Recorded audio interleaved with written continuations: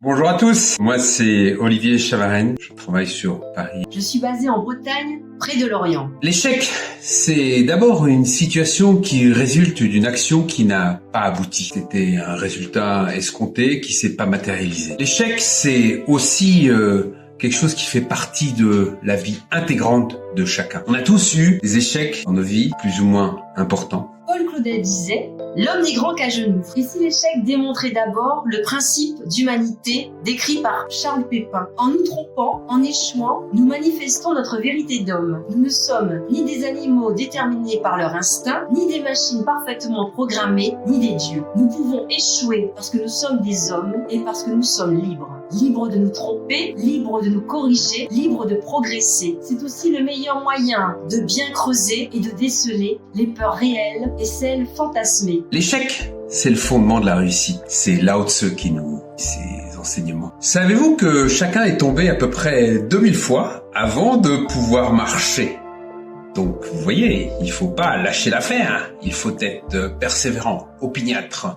Il faut toujours persévérer. Oui, c'est comme ça qu'aujourd'hui, on arrive tous à marcher. C'est pas mal, non? Belle réussite. Alors, Marc Simoncini, le fameux fondateur de Mythique, disait on sera prêt à accepter l'échec lorsque on sera capable d'accepter le succès en France. On comprend que l'échec fait partie intégrante du processus de réussite. Et c'est ce qui fait la différence avant tout sur la manière dont la personne peut vivre un échec et peut aussi également le percevoir. Il n'y a pas d'échec, juste un retex ou retour d'expérience. Walt Disney a essuyé pas moins de 200 refus de banque pour financer son projet. Pour ne pas se démoraliser, il a dû interpréter ces refus comme de simples résultats non conformes. Quant à Thomas Edison, après avoir déposé de très nombreux brevets afin d'inventer l'ampoule électrique, il disait « J'ai trouvé 10 000 raisons de ne pas réussir ». Thomas Edison, toujours lui, il disait qu'il avait essayé 9999 fois d'inventer l'ampoule électrique. Et un journaliste l'interroge, envisagez-vous une 10 millième fois, un 10 millième échec? Il lui répondit, je n'ai jamais échoué. J'ai seulement découvert une nouvelle façon de ne pas inventer l'ampoule électrique. On n'est pas dans une démarche frontale, on est dans une démarche où on va passer par le côté et arriver in fine au succès, mais en ayant échoué quelquefois. Il faut vivre l'échec d'une manière positive, c'est important. Ce que vous pouvez faire, c'est changer « j'ai échoué » par « j'ai appris ce qui ne marche pas et je ne compte pas le reproduire ». Voilà, c'est important. C'est ce qui différencie la persévérance de l'opiniâtreté. Le plus important pour réussir, c'est la faculté d'adaptation et la persévérance. L'échec est une source d'opportunités et d'humilité.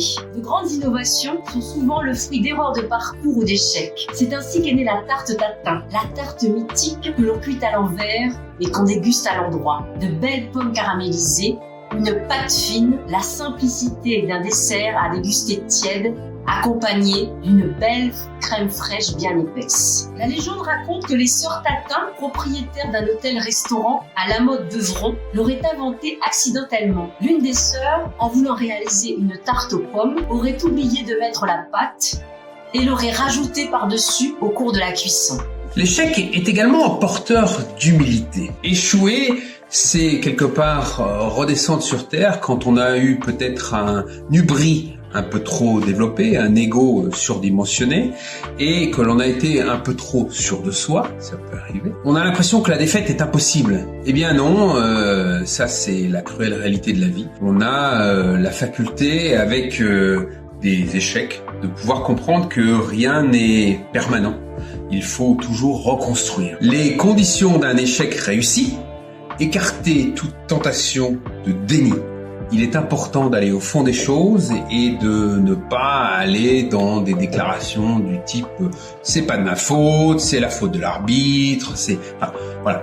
Les excuses sont légion, mais elles ne sont pas couronnées de succès, ces excuses. Il faut en fait aller un peu plus loin et comprendre les vraies raisons, reconnaître ses axes d'amélioration et, in fine, accepter sa part, prendre sa part de l'échec, du deuil quelque part. Essayer, c'est prendre le risque d'échouer. Michael Jordan a transformé ses échecs en succès. Sur Netflix, la série The Last Dance explique son parcours semé d'embûches avant de venir faire carrière en NBA, d'obtenir ses titres avec les Chicago Bulls et en équipe nationale. Je peux accepter un échec, tout le monde peut échouer, mais je ne peux pas accepter de ne pas essayer. J'ai raté 9000 tirs au cours de ma carrière. J'ai perdu presque 300 matchs. 26 fois, on m'a fait confiance pour prendre le tir de la victoire et je l'ai raté. J'ai échoué encore et encore dans ma vie. Et c'est pourquoi j'ai réussi. Réussir, c'est succès. Pour s'accomplir pleinement, il faut s'appuyer sur son estime de soi,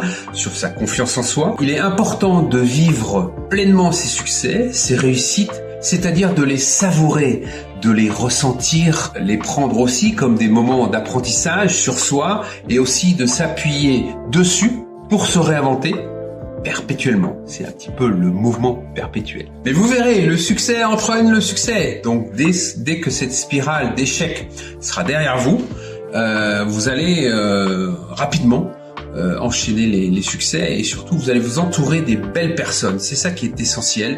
Comprendre que le succès ne vient pas seul. Le succès vient avec une équipe et avec des personnes qui partagent vos valeurs et qui pourront être en vérité avec vous. Claude Onesta, entraîneur de l'équipe de France de handball pendant plus de 15 ans et qui a obtenu 2 titres olympiques, 4 titres mondiaux, 3 titres européens, soit 9 titres sur 10 finales jouées, explique cela très bien. Je n'avais qu'une préoccupation en tête, modeste et bien complexe. Comment vais-je faire pour gagner la fois d'après, sachant que les autres vont tout mettre en œuvre pour nous faire échouer? Cette fameuse expression populaire qui dit qu'il ne faut pas se reposer sur ses lauriers.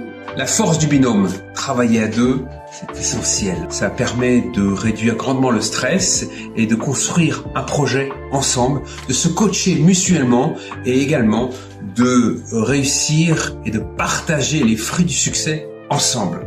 C'est essentiel. Les échecs, vous pouvez également les évacuer et vous recentrer sur la relation, sur ce qui vous unit, sur ce qui fait votre force et votre complémentarité.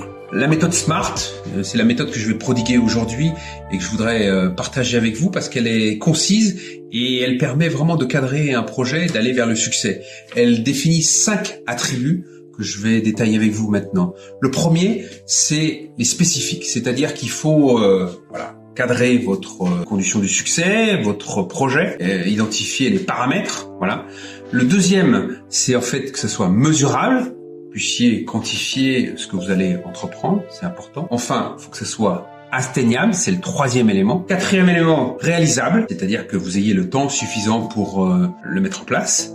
Et enfin, temporellement défini, c'est-à-dire que vous devez vous assigner des bilans, des points d'étape, et puis quelque part un élément final qui va définir votre succès, c'est-à-dire que d'ici 1 an, dans l'immobilier, on a coutume de dire 6 mois pour prendre un premier mandat, 1 an pour être à même de réaliser plusieurs ventes et 3 ans pour être sur un rythme de croisière. Je pense que c'est important d'être dans cette logique-là et de se l'appliquer à soi-même pour pouvoir s'auto-évaluer, voir où on en est dans notre projet. Vous l'aurez compris, dans la vie de tous les jours et dans notre vie professionnelle, nous devons faire face à des défis. N'ayez pas peur. Si vous n'essayez pas, vous ne réussirez jamais. Mais si vous essayez, vous risquerez d'être surpris par vous-même. Bon, merci beaucoup. Ça m'a fait plaisir d'être avec vous encore aujourd'hui et de parler d'échecs. Je pense que l'échec aujourd'hui en France est de plus en plus toléré. Et moi, j'aime apprendre de mes échecs et j'aime apprendre des gens qui ont connu l'échec parce que c'est peut-être la meilleure manière de rebondir à jamais. À bientôt. Merci. Ciao. Un grand merci à tous pour votre attention et je vous dis à la semaine prochaine.